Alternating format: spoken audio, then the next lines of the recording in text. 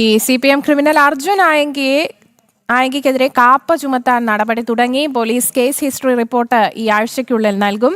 കണ്ണൂർ ജില്ലാ കളക്ടർക്കാണ് case history report നൽകുക. അതേസമയം അർജുൻ ആയങ്കി കണ്ണൂരിലെത്തിയത് കഴിഞ്ഞ ബുധനാഴ്ച. പിന്നീട് സുഹൃത്തുക്കൾക്കൊപ്പം കാറിൽ കണ്ണൂരിന്റെ പല സ്ഥലങ്ങളിലൂടെ സഞ്ചരിച്ചു. സുഹൃത്ത് പ്രണവ്, ബന്ധു കുട്ടൻ എന്നിവർക്കൊപ്പമായിരുന്നു അർജുൻ. വിവരങ്ങളുമായി മിഥുൻ പിള്ളയാണ് ചേരുന്നത്. മിഥുൻ, എന്തായാലും അതായത് രണ്ട് ദിവസം എന്ന് പറഞ്ഞു, ബുധനാഴ്ച എത്തിയതാണ്. ഈ കണ്ണൂർ അത്യാവശ്യത്തിന് ചുറ്റിക്കിറങ്ങിയ ആള്, പക്ഷെ പോലീസ് ഇതൊന്നും അറിഞ്ഞിട്ടില്ല. മിഥുൻ പിള്ളയിലേക്ക് പോകാം അല്ലെ? മിഥുൻ, എന്തായാലും കാപ്പ ചുമത്തുന്നതടക്കമുള്ള കടുത്ത നടപടികളിലേക്ക് കടക്കാനാണ് പോലീസിന്റെ ഒരു നീക്കം. എന്തായാലും കിട്ടിയ സ്ഥിതിക്ക് അടിമുടി പൂട്ടാൻ തന്നെയാണല്ലേ? രാഗി, അശ്വതി, നമുക്കറിയാം കഴിഞ്ഞ ദിവസമാണ് കണ്ണൂരിൽ വെച്ച് പുലർച്ചെ അർജുൻ ആയങ്കി എന്ന കൊടും ക്രിമിനൽ പോലീസിന്റെ പിടിയിലായത്. അയാളിപ്പോൾ റിമാൻഡിലാണ്, Thalassery sub ജയിലിലാണുള്ളത്.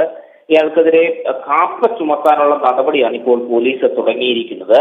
Case history report police ഈ ആഴ്ചയ്ക്കുള്ളിൽ തന്നെ സമർപ്പിക്കും.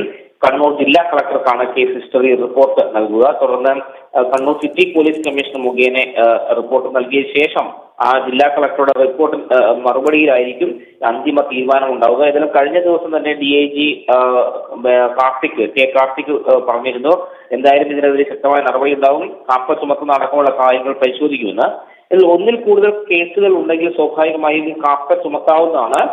അർജുൻ ആയങ്കിയുടെ പേരിൽ 20-ലേറെ കേസുകളുണ്ട്. സ്വാഭാവികമായും കാപ്പ ചുമത്താൻ തടസ്സമില്ല എന്നുള്ളത് തന്നെയാണ് പോലീസിന്റെ പ്രാഥമിക റിപ്പോർട്ട്.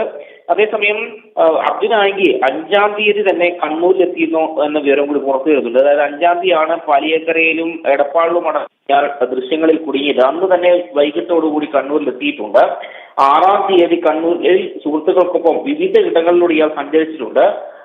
നിലവിൽ ഒളിവിൽ പ്രണവ്, ബന്ധുവായ കുട്ടൻ എന്നിവർക്കും ഒപ്പമായിരുന്നു. മാത്രമല്ല, ഈ പ്രണവും കുട്ടനും ജോലി ചെയ്യുന്ന സ്ഥലത്തൊക്കെ ഇയാൾ ഈ വാഹനത്തിൽ ഇവരെ പിന്തുടർന്ന് ഇവരുടെ കൂടെ പോയി. എന്തായാലും അർജുൻ ആയങ്കിയുടെ കേസ് ഹിസ്റ്ററിയാണ് ഇപ്പോൾ പോലീസ് പരിശോധിക്കുന്നത്. അല്ലെങ്കിൽ അതൊന്ന് പൊടിതട്ടിയെടുത്ത് കൂടുതൽ നടപടികളിലേക്ക് കടക്കാൻ, കാപ്പയടക്കമുള്ള നടപടികളിലേക്ക് കടക്കാൻ, കാപ്പ ചുമത്തുന്നതടക്കമുള്ള നീക്കങ്ങളിലേക്കാണ് പോലീസിന്റെ പോക്ക് എന്നുള്ളതാണ് മിഥുൻ റിപ്പോർട്ട് ചെയ്തത്.